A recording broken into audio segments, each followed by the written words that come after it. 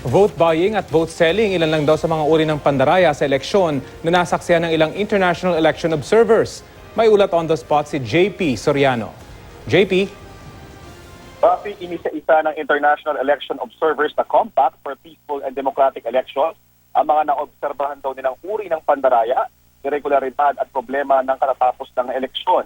Rafi, ang international observers mission ay binubuo ng mga election experts mula sa mga bansang USA, Germany, Sweden at Japan.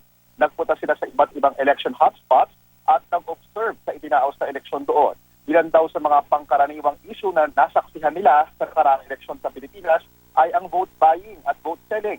Saksi daw ang international election observers sa mga envelopes na ipinamimigay na lantarang vote buying. Napansin din daw nila sa ilang clustered precincts na masyado itong maliit at kung sino-sino lang ang nakakapasok maski hindi sila botante dito.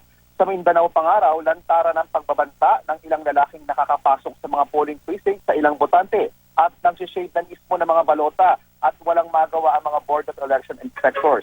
Pinangalanan Rafi ng international election observers kung kaninong political party ang mga ito, pero patuloy lang daw ito na dapat mas maging mahigpit ang COMELEC sa mga polling precincts at dapat daw gawin itong mas malaki.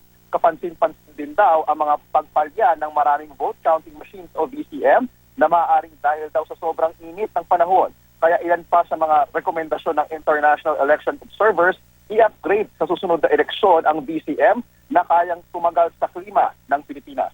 At yun muna ang latest, balik po sa Rafi.